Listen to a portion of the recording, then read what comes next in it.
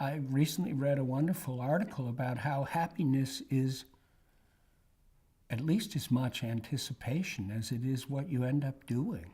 If you set up things and you anticipate them, they may turn out to be better in the anticipation than they were in the reality, but the anticipation gives us happiness. So yes, I think hope is tied to happiness. It's Emily Dickinson, the bird that perches, the thing with feathers that perches in the soul. Yeah.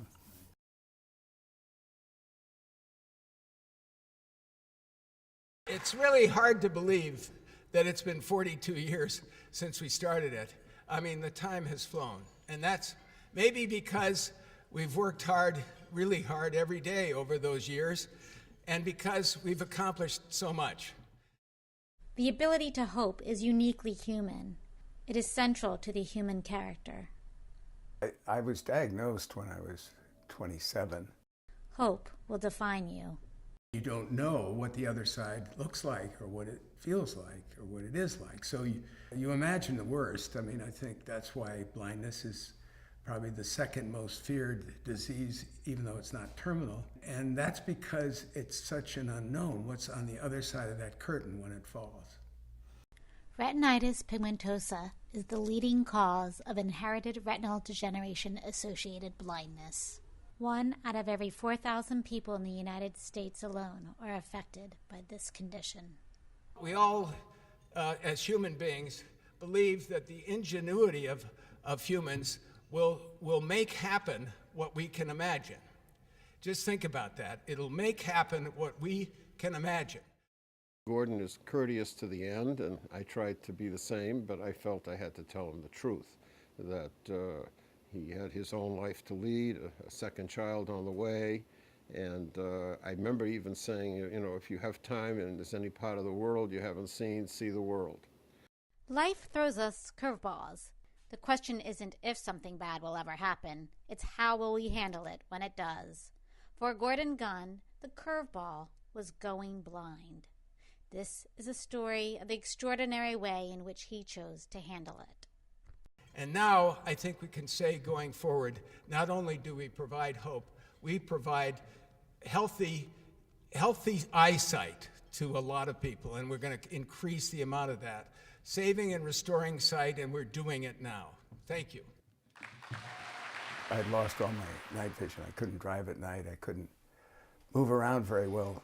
And then in 1970, my day vision started to go very rapidly, much more atypical than usually is the case. I could almost notice one day to the next some change in my field of vision. I mean, when I'd read the paper, I could read it in paragraphs or a book and see almost the whole page, and then I went down to lines and then words, and then by the end of October of 1970, I could see just letters, and then that was gone. This abrupt loss of sight is atypical for retinitis pigmentosa, a disease that often destroys eyesight over time. But most things in this man's life are atypical. A man of extraordinary will and a fierce sense of independence, he made his first decision. If he was going to be blind, then he was going to be blind his way, on his terms. He never wanted to be blind in the sense that he didn't want to learn how to be blind.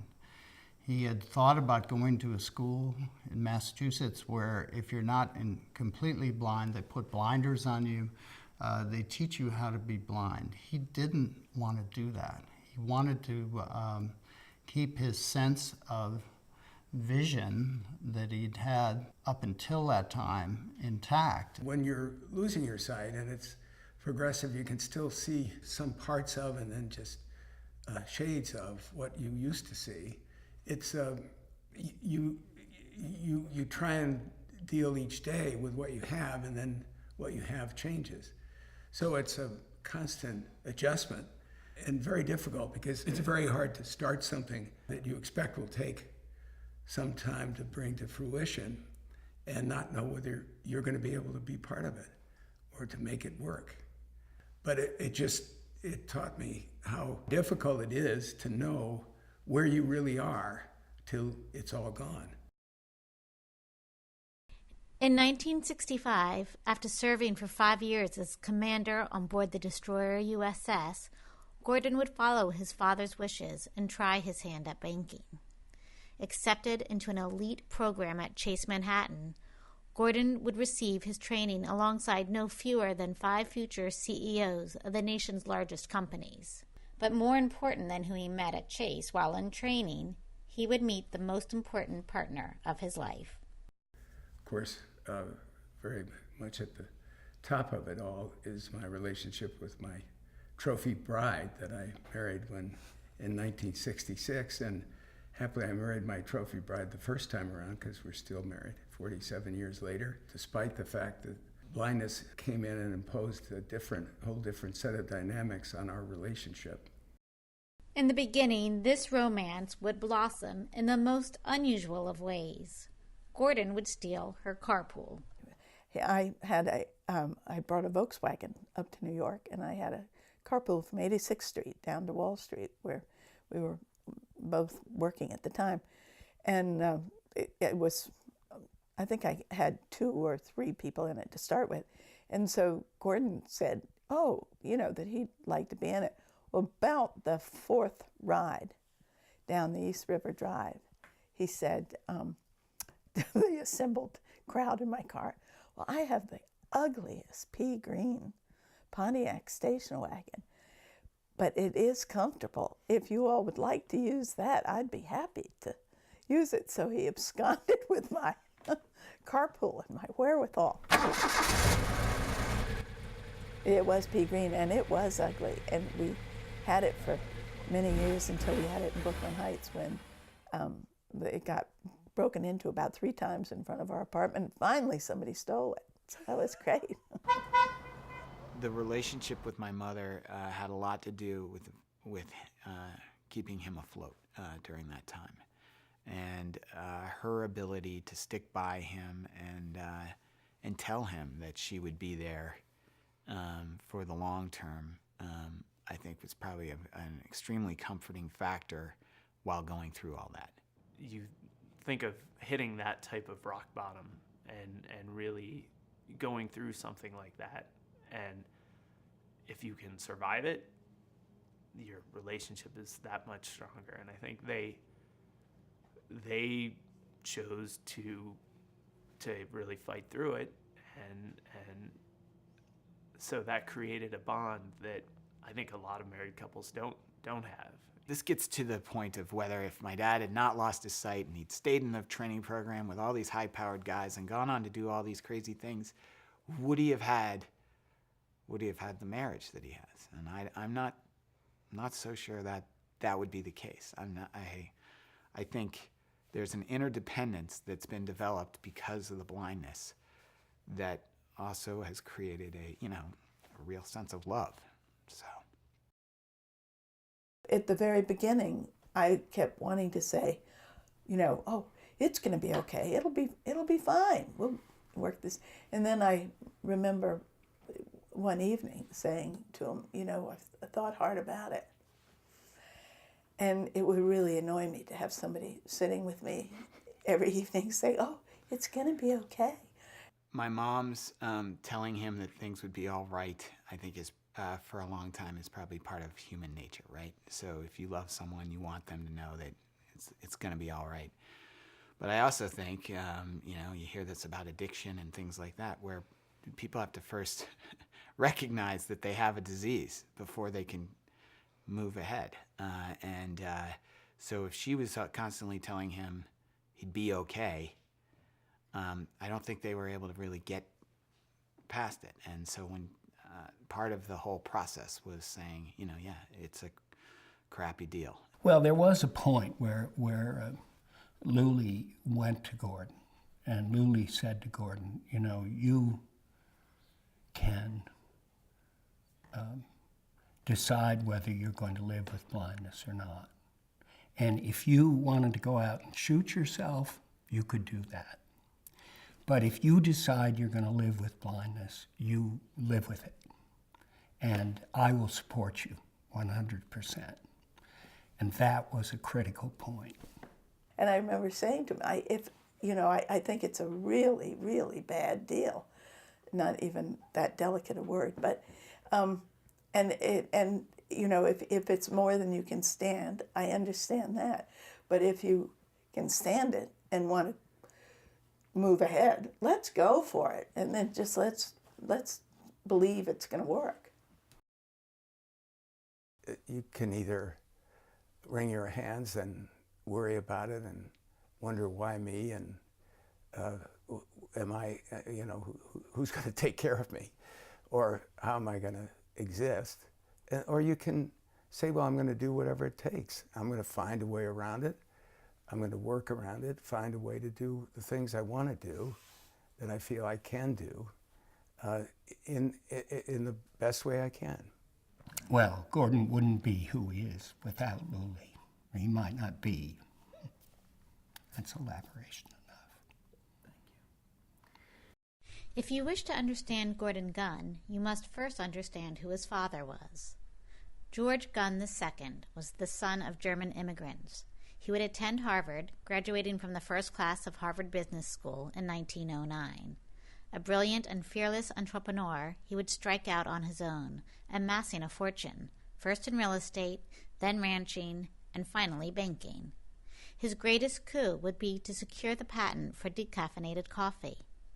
With an almost legendary reputation for secrecy, he would keep his children in the dark about his wealth. They would instead grow up thinking of themselves as comfortably middle class. He was, in many ways, larger than life. He was someone who, it always seemed to me, would speak the thing that other people wouldn't. In business terms, that made him very effective, because he was the one that they would go to when he was on a board of directors for tasks that others would not so readily do. As a father, he was a strict disciplinarian, exacting his own impossibly high standards upon his children, particularly the boys. Much of this pressure would be placed squarely on the shoulders of eldest son and namesake George III. So great became the pressure of being the eldest Gunn that at 17, George would run away.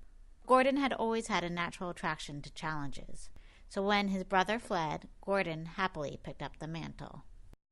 He was the son of the four of us that my father wished he had been. And he had a great personality. He was always pushing boundaries. And he did all the things that my father hoped he could have done. He went to Groton, to boarding school. He was an undergraduate at Harvard. He joined the Porcellian Club. He, after graduating, he went into OCS and became an officer in the Navy in the Pacific. And then he came back and he got married early and he had children early, and none of those things I ever did. I believe I won the ovarian lottery. And by that I mean that, sure, I inherited a retinal degenerative disease and as a result have lost my eyesight. But I had two very loving parents who cared a great deal about each one of my siblings and me. Were very loving and wanted us to have the very best education we could have, wanted us to learn about a higher purpose and about what really did matter. Going blind was not the first great tragedy in Gordon's life. When he was just 12 years old, his mother fell ill to cancer. When my mother became ill with cancer and was not given a long time to live, they decided to send some of us away to school, so I went away to a boarding school. And then as a result of her being quite ill and near to death for several years, she taught me a lot about keeping on. She'd go in for treatments. In those days, they were pretty crude.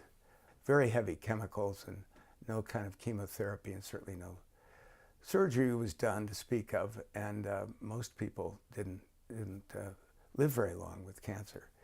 And she just kept going and never let you know.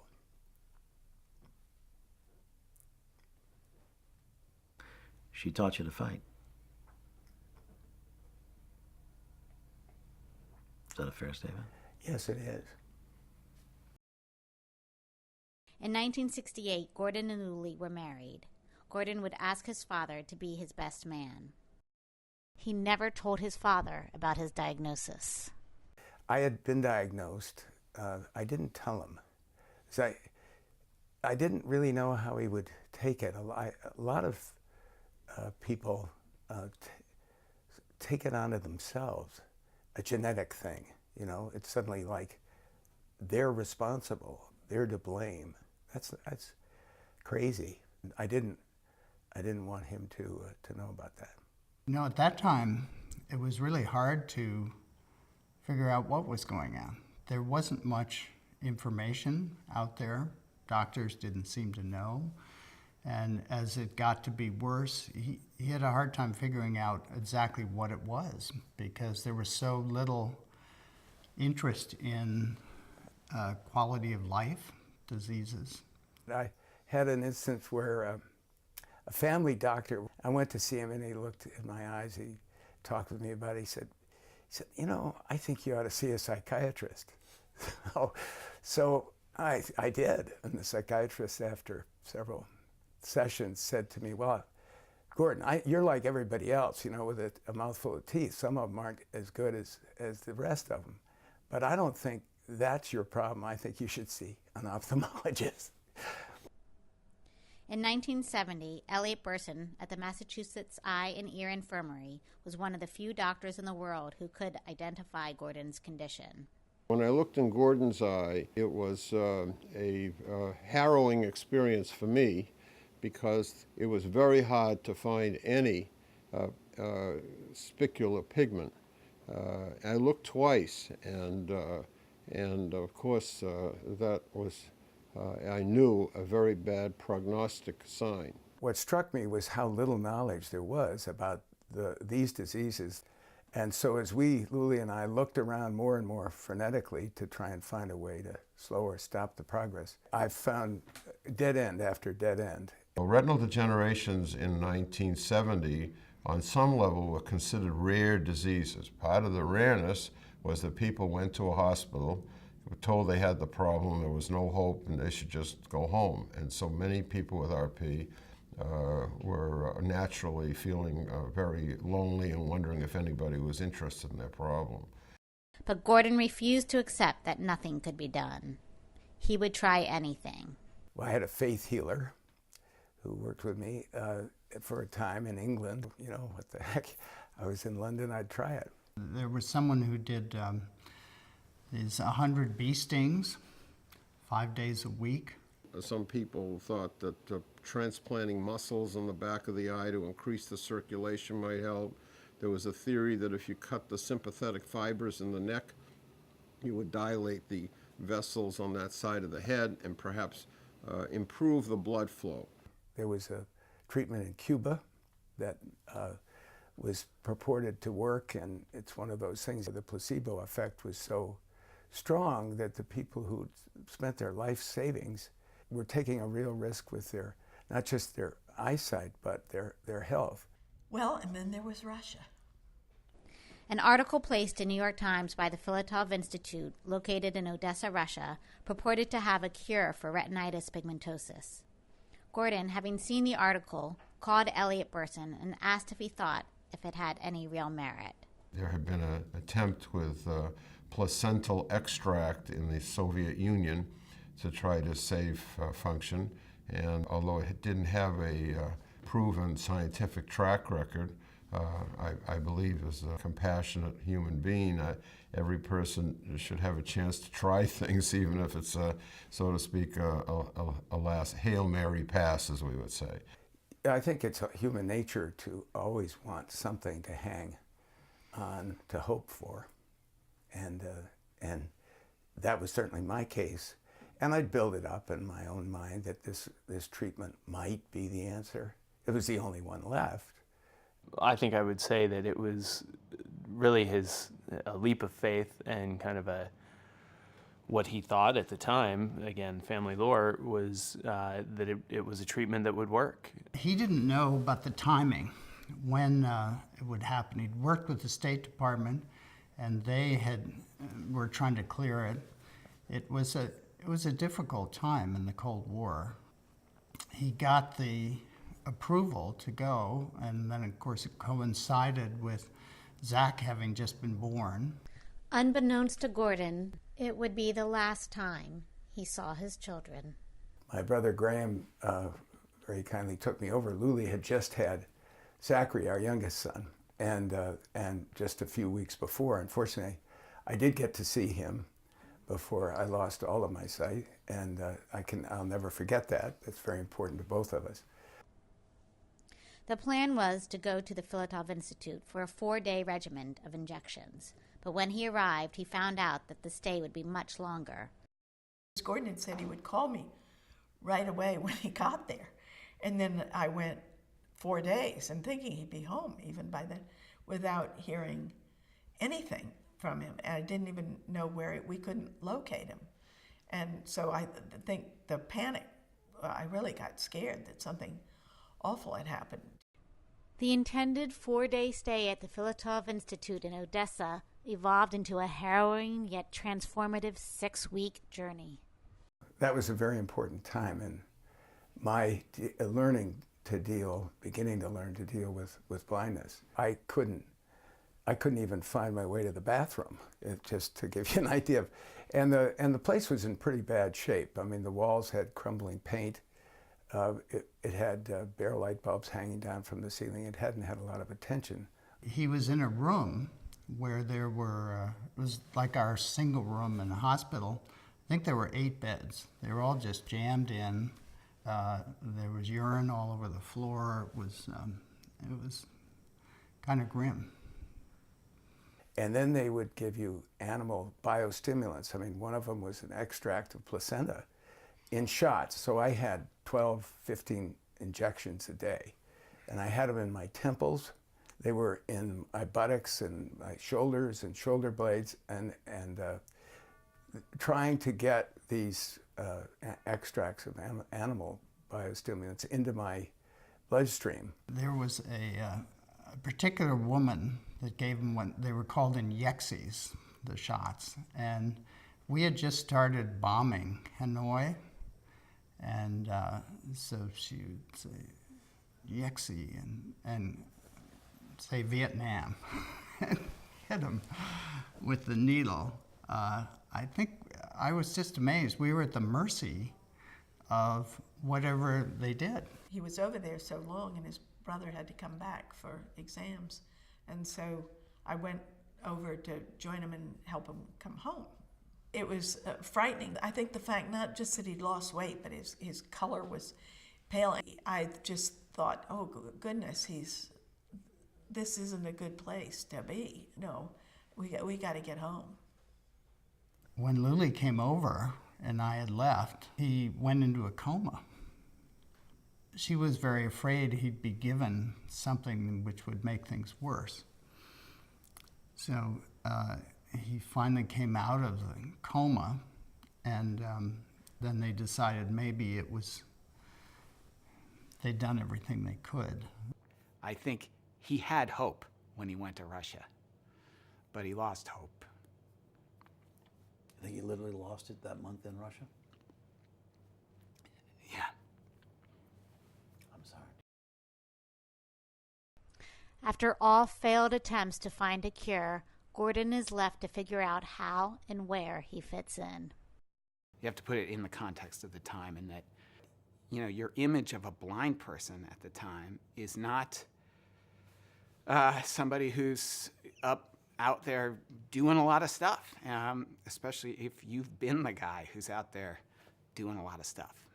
The kind of stereotypical view that blindness meant you had no other value to offer.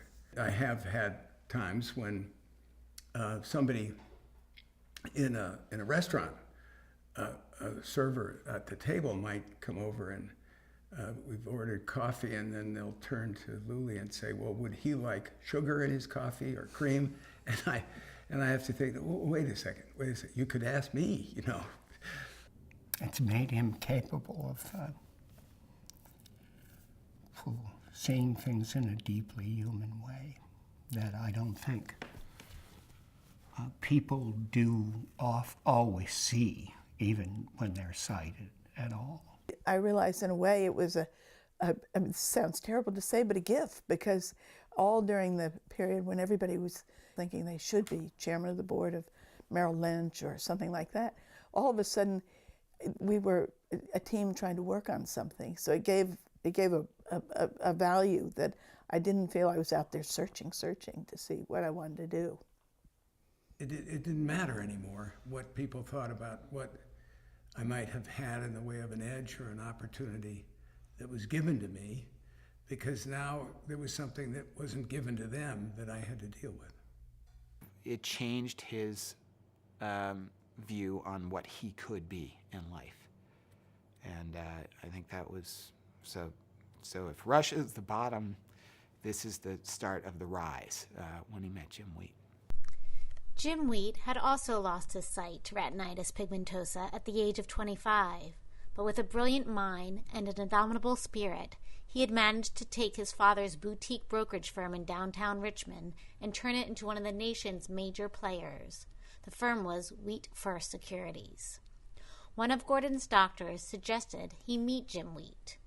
On that very day of the doctor's suggestion, Gordon and Lully desperately engineered a meeting in Jim Wheat's office. My dad left the doctor's office and called Wheat Securities and got on the phone with Jim Wheat's assistant. And I think what Jim Wheat told him was, look, I'm too busy, but you can come up and sit in my office if you want and listen to how I work. For me, he was the most dramatic, example of hope. I mean, not just hope, but he never did get his sight back, but didn't stop him. He was hugely successful. He enjoyed the things in his office and the view overlooking the Rappahannock, even though he couldn't see it, but he could describe it to you in detail. And I began to think, oh, blind doesn't mean just a black and white life. Where, I had been told that to help Gordon get all white shirts and dark suits so he could match it together. I think it was one of those where that meeting and getting to know him planted a seed that over time developed into this idea of, wait, I can do this, and was a true sort of example of what he could do. Jim Wheat's visual, the fact that he surrounded himself with paintings and a beautiful view are, it's not surprising that had an impact on my dad. My dad is similar, he has paintings and pictures up in his office, and I think he learned that from seeing Jim Wheat and seeing, okay, I don't need to sort of pull the shades and put my sunglasses on and sit there in a dark room for the rest of my life. He'll often ask us to describe a sunset or a view, and he loves the descriptions. As Gordon adjusted to life without his sight, some adjustments were more difficult than others. The constant feeling that people were tiptoeing around him and treating him with kid gloves left him feeling unsettled and depressed. But a chance encounter with an ill-tempered woman on the streets of Cleveland would give him just the boost he needed. It was a snowy, ice-cold day, and he's going to the bank, and inadvertently his cane hit this woman's heel, and the woman just turned around and said, you goddamn blind Polak bastard. And Gordon said to her, oh my goodness, have a good day. Because she was just so mad, but he was so happy that instead of somebody saying, oh my gosh, I've just said something terrible to a blind man, she just went on, as he went down the block after him. And he thought, yes, no, they don't feel sorry for me a bit. She's mad as hell. Gordon learns to navigate a new life with no limitations. He did a masterful job of thinking of things that we could do together. So fishing, for example, became something, and it is to this day, something that we love to do together as a family. I remember seeing him once with Zach and Grant and some kids when they were quite young. And he was playing baseball. And they were throwing him pitches. And then he would be told when to swing the bat. And so he was right there doing it all with them as the kids were growing up. They all used to make Gordon come up on our pond when it froze and make him be the goalie. That's like a sick joke. And I was the easiest goalie they'll ever face. When the pond would freeze and we'd go up and they'd be skating, it was a lot of fun, actually. But I tried to stay involved with whatever they were doing any way I could, and could without making them feel really embarrassed or destroying their love of whatever it was. Gordon had always been a vigorously active person. Once Gordon had decided to make a go of things, he did not limit his ambitions to the business world. He would reclaim all his former passions and activities: fishing, swimming, running, even skiing.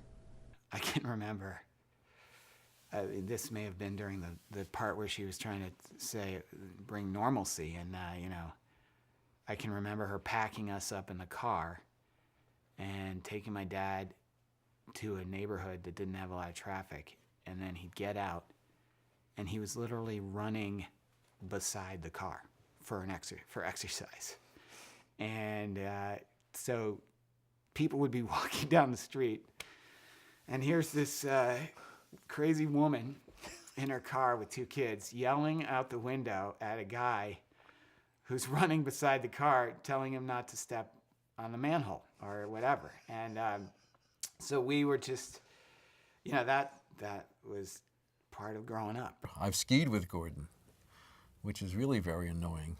I'm lying in a huddle and he's going down the mountain and running into people and saying, "Why is that man wearing a sign that says blind skier?" He obviously can see, otherwise he couldn't ski like that. More than once I've skied with him. And he's down in front of me with the guide behind him. The guide's, talking in his microphone, up, left, right, up, down. And now Gordon was a pretty good skier and still is a pretty good skier. So it's nothing. We've been clamming with him. I've been boating with him. I've been lots of places with him. He just never lets his disability intrude. We are only beginning to understand how the brain adapts to losing one of your senses. As Gordon adjusted to a life with no sight, he wasn't just acquiring new skills.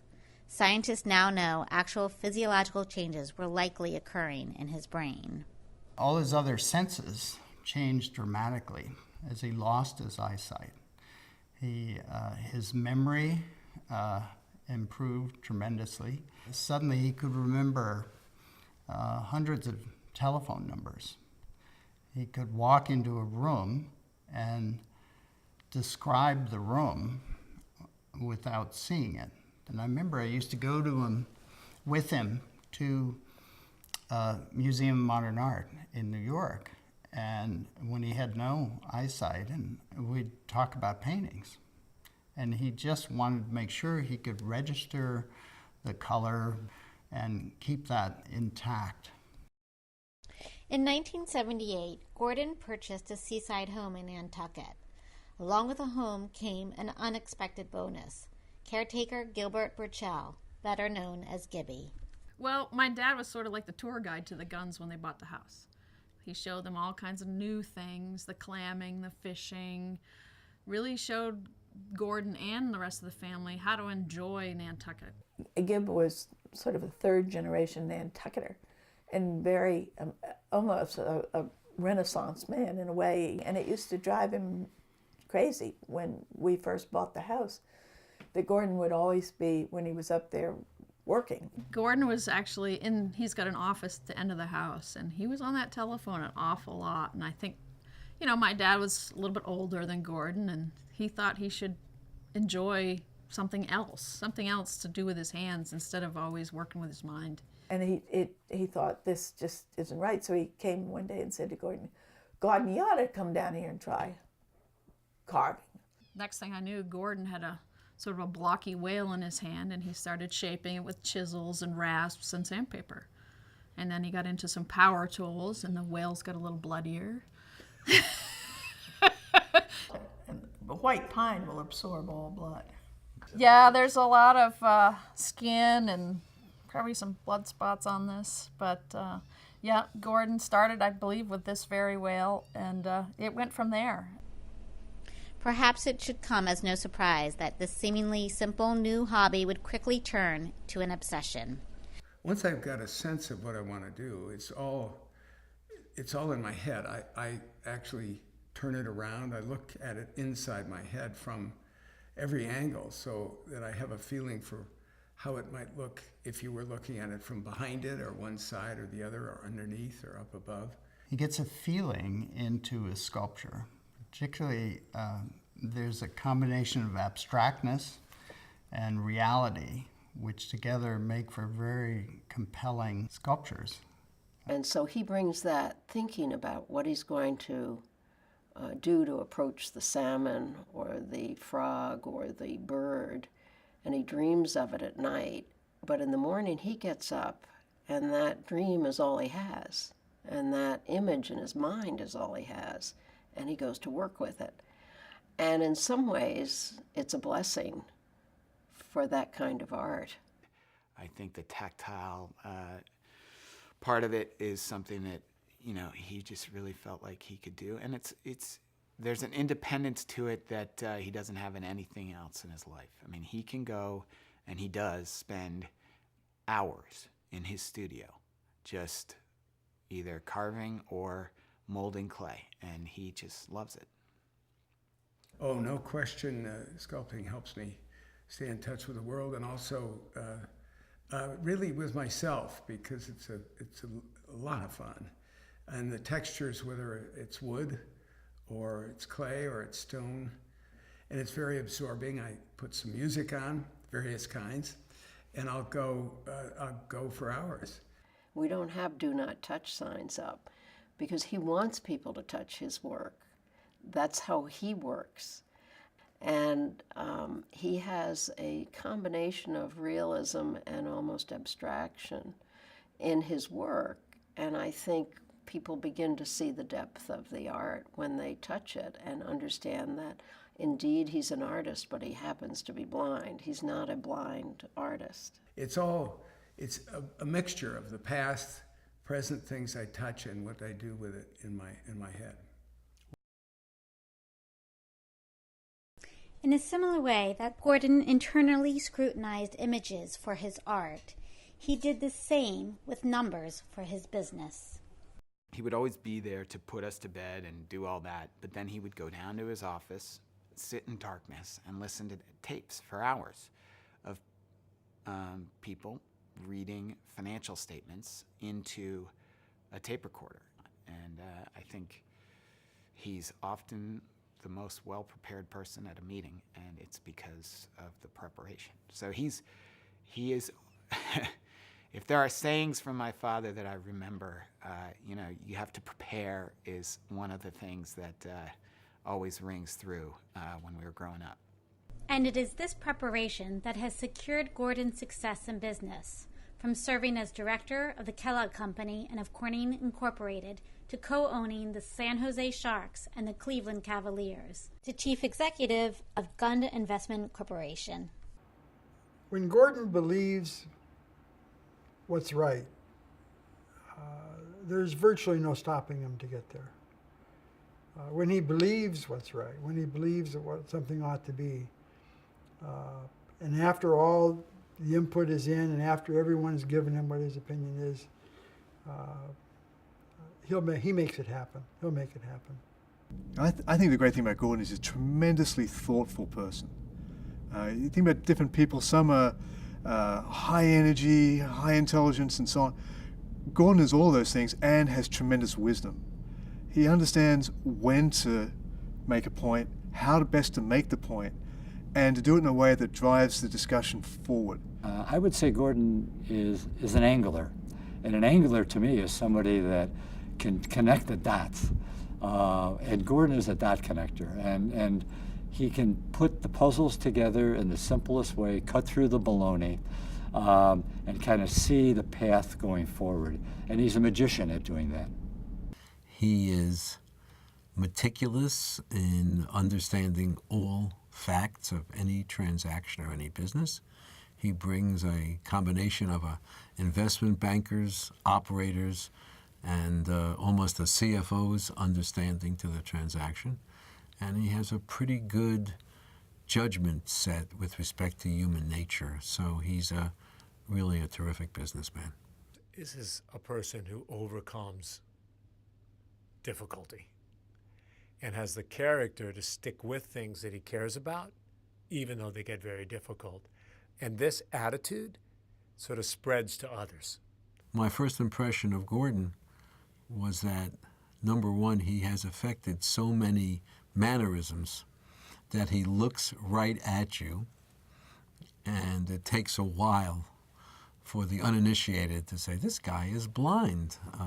And then he says something like, which invariably, I don't know if this is a family film, but invariably pisses you off, that he says, on page 6, footnote 3, is this guy kidding me? And that's the way he was for, and has been for the 30 years that I've known him. You always want to do your best for Gordon. I mean, you just cannot want to do your best in terms of not only how you behave doing things, but you want to get the best outcome.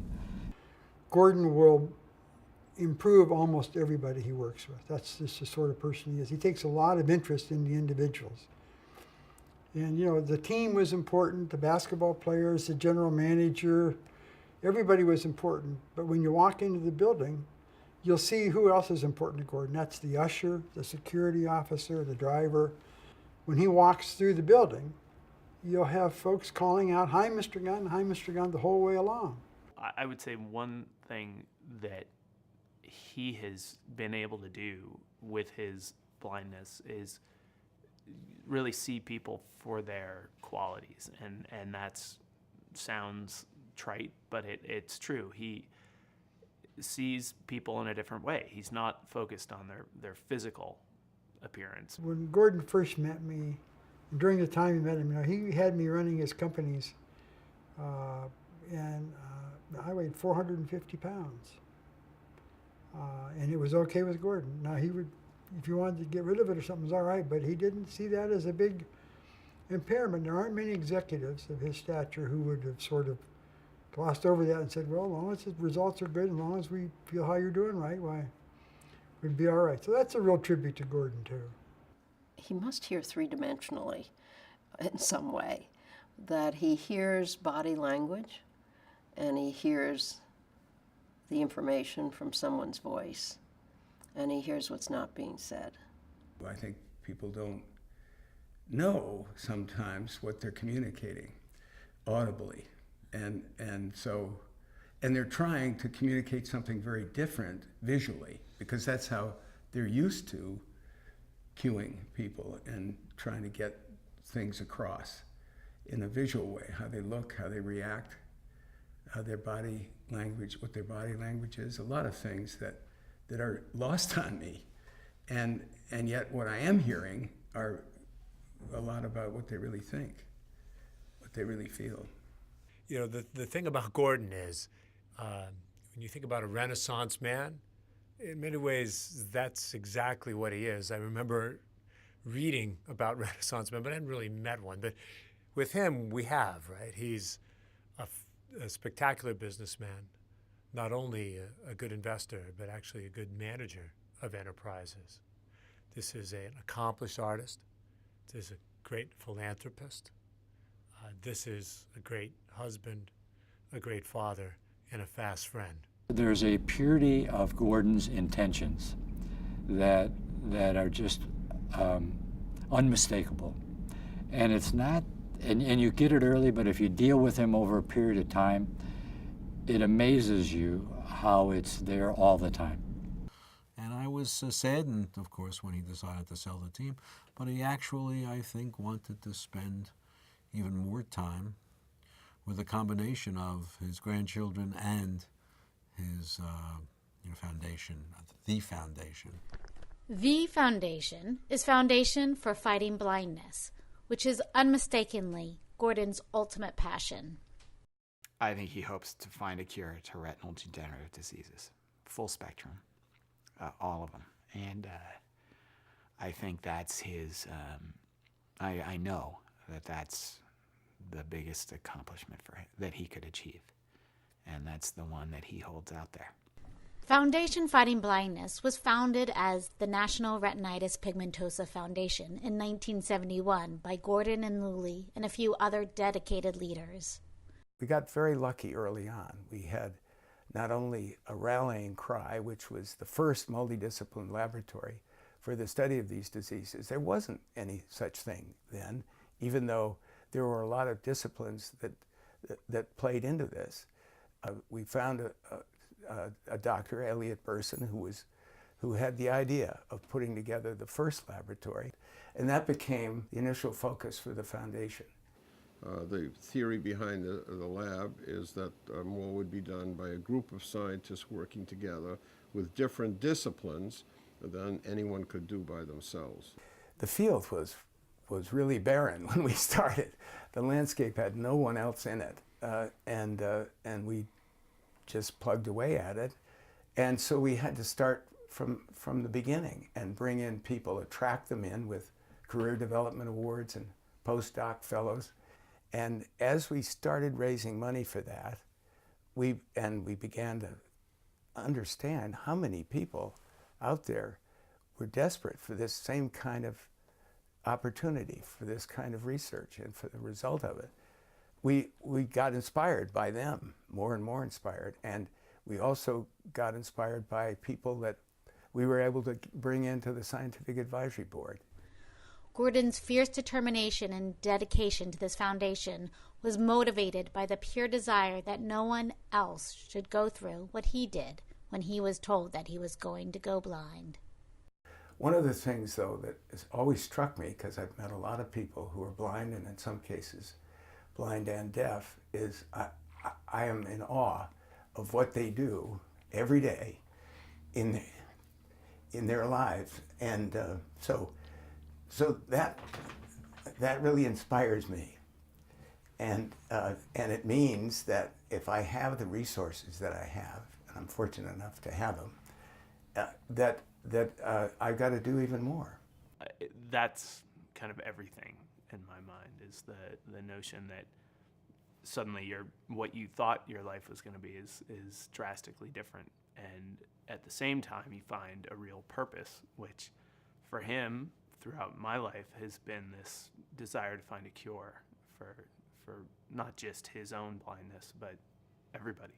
I'm continually impressed at the number of people that I run into who are running to Russia for an eye injection or getting bee sting injections into their eyes or ozone therapy. I don't understand the biological basis of any expectation of improvement from those kind of approaches, but what these stories show to me is the desperation that these people have. That seeing their vision disappearing and losing their sight is so scary, so terrifying and devastating that they're willing to try anything. That's a big reason why the foundation from the very beginning was really strictly dedicated to scientifically based research. Because if we were going to offer that kind of hope, we had to do it from a base of scientific knowledge. He's doing this so that others don't have to suffer and go through what he did. And for somebody like him to devote his life to that, I mean, what can you say? You just have to help him in that endeavor. I think what he has more than maybe he ever had was a sense that he has a real worth in the world, so that he won't ever have to answer to people and say, you're the rich guy who got the job at the chase, running the chase, or the guy who is doing this because of the wealth you had growing up. He can now say that he had a pretty lousy hand, and he was able to take that and create a foundation that's, I think, on the verge of curing blindness. And I think the Foundation Fighting Blindness is the voice of reason, telling people what things are quackery and what things are promising, and whether it'd be better to hold off and wait another year to try something which is on the burner versus go out and try something that's totally untested and has no scientific basis for it. You know, our dream, and Gordon says it best, is nobody will ever have to hear with a diagnosis of an inherited retinal degeneration, go home, learn Braille, get a guide dog, get a screen reader. No, what they're going to hear, oh, yeah, you have this, but we've got a treatment for that and you don't have to worry. The Foundation has always been willing to take chances on stuff a little outside the box, proposals a little outside the box. Sometimes it doesn't work, but other times it's a quantum leap in getting to the treatments and cures. And what was obvious to me is all these retinal degenerations appeared to be single gene causing a single disease problem. And I vaguely knew that there was the ability to insert genes back into a tissue. And my wife, Jean Bennett, had indeed done that in the laboratory she worked at the NIH. And I asked her, well, if that's possible, if you can insert genes into living tissue, is it possible that if we find a healthy wild-type gene that we could correct these Mendelian inherited retinal degenerations? And I didn't realize how simplistic that question was, so I said, do you think you could insert a gene into retina, for instance? And she said, no problem. I think that that's something we could do. And that's where everything got started. When I think about what's changed with the possibilities of treating retinitis pigmentosa, I really find myself sort of reaching for metaphors such as avalanches or exploding stars, and I've never really, and I won't even try to come up with a better metaphor. I can simply say, we have said from day one that when we understand these diseases well enough, we'll be able to provide treatments. But I would have to say candidly, most of us who said that, although we have faith in the future, knew that that was off distant science fiction. And I would say as recently as the year 2000, it was still science fiction that there might be treatments. We are in 2013, and there's gene therapy which has shown success. There are stem cell therapies which have shown success. There are other forms of drug-related therapies which have shown success for treating retinitis pigmentosa. All of that has been brought into existence by the Foundation Fighting Blindness. They're merging. Fact and fiction are definitely merging in this age of modern genetic medicine. Our goal is to go out of business. Our goal is to pack up shop. We've taken care of it. Nobody's ever going to go blind due to an inherited retinal degeneration. The years of FFB's efforts finally pay off in 2001 when Lancelot, a blind dog, regains his sight with gene therapy treatment. I think the news of a dog being able to see was exciting because he could tell a lot of folks that, look, we're on the right track. And for all you people who've been with me for 30 years, we're on the right track. That was really the moment where a lot of that hard work and those years and years of trying paid off, or at least gave the glimmer of hope that it was going to pay off. There are a lot of laboratory experiments where certain cancers or certain diseases are cured in mice or in other laboratory animals, and if we had a one-to-one correspondence, we wouldn't have any human diseases anymore. It just most of the time doesn't translate to human disease. So what amazed me is that what should have worked based on the laboratory experiments in the dogs that had Leber's amaurosis and the mice that had Leber's amaurosis. It actually worked in humans just as well, and that was gratifying to the extreme, and really did surprise me. I did not think it would work this well. It put a wind in everyone's sails as it related to the foundation, and you know, you go to these events for the foundation, and they get old, you know. But when you hear that, and that puts all these dinners and auctions and things in perspective, that the money went to finding a cure for blindness in a dog, and look what's come of that. So then now we're in human trials on a number of things, and that's just that's really exciting. Hard problems don't yield easily. Hard problems, you know, take effort. It's that great Edison quote that most people miss opportunity because it's dressed in overalls and looks a lot like hard work, right? I think that's a great thing. It's a great example about Gordon. I mean, Gordon tends not to miss opportunities just because it's dressed in overalls and it looks like hard work. He tends to go towards those because he realizes that's where great accomplishments happen. So the success of Lancelot took them further down the road. Scientists began running human trials to remedy the same gene defect that caused Lancelot's blindness. But this time, it was in a child. To all of us here at Children's Hospital, one of the most exciting times in the Phase 1/2 study was the enrollment of one of the first younger subjects, a little boy who was 8 years old. You aren't always able to extrapolate results from animal studies to human studies. So there was that little question mark, and of course, anxiety, maybe, particularly with a child. But it was a great story. It worked. It feels almost biblical. And even when you're witnessing it, it's just, for me, a little hard to completely take in. It's almost like you can taste it. I feel it. There are already some therapies out there for some of these diseases that are really helping people. And there are many more. Really, we're on the threshold of a tremendous number of breakthroughs. So knowing that is part of why I fight as hard as I do and why I continue to. I really feel we're on the cusp of making a huge difference to millions of people around the world.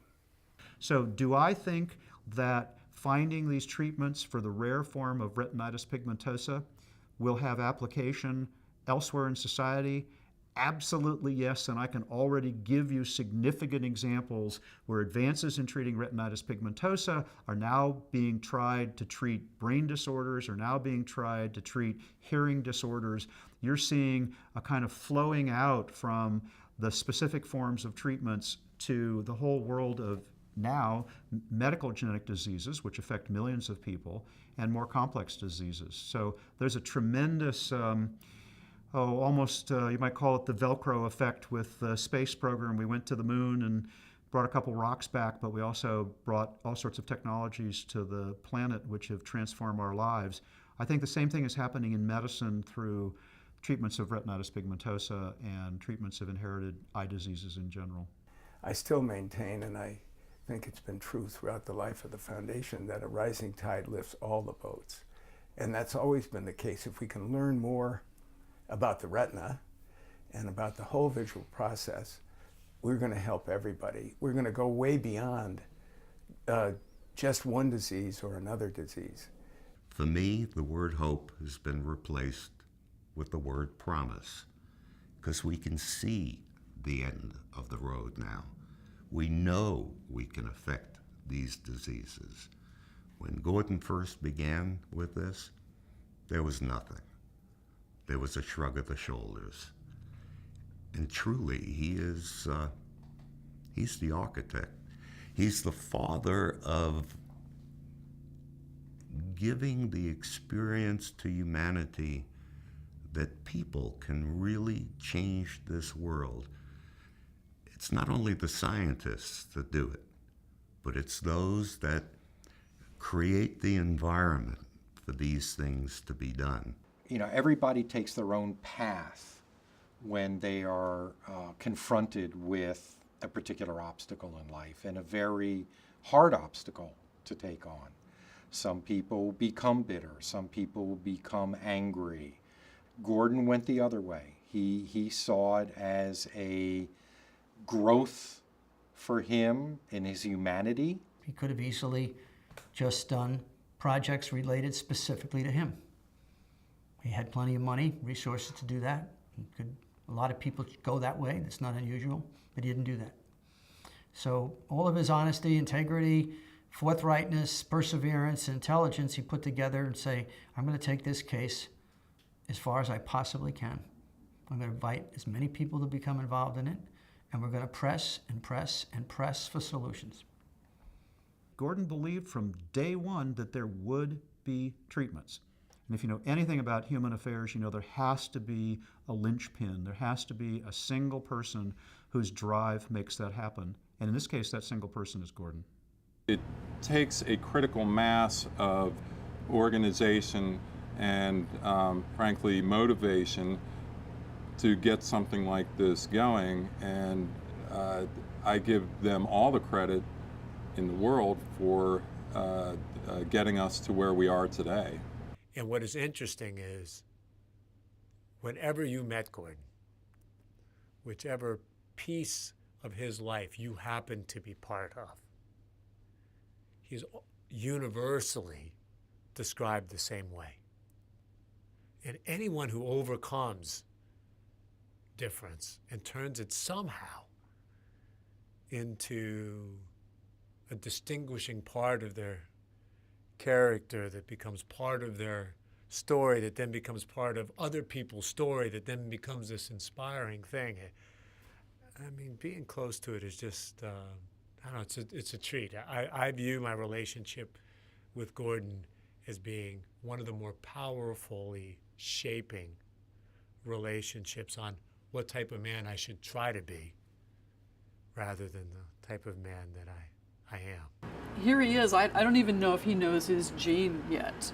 And he certainly has not, to my knowledge at least, has not been involved in a clinical trial, which suggests that we still don't know enough about how to treat him. Yet he's so excited about hearing the progress with all of these other clinical trials, the Corey Haas story, all the other adults and children who are now being enrolled in other studies. He has accepted this, and I don't, and it comes down to when we ask him whether he thinks he'll ever be able to see again, you know, or whether he's done this foundation, you know, to provide himself with hope that he might see. And he always deflects and says, no, it's really for the next generation. It's for the kids in the videos that you see when you go to these FFB events, these kids who are losing their sight, or the parents who are watching their kids lose their sight. What are the needs that come from your particular set of circumstances? I would say it's a need for him to be the head of the foundation fighting blindness. The need is to find a cure. The need is to heal. The need for all of us is to heal. As far as my kids are concerned, truly I don't know if the answers will be there in time. But it will for my grandchildren and for the grandchildren of others. And the incredible part of it to me is once these things are accomplished, they're forever. They will never go away.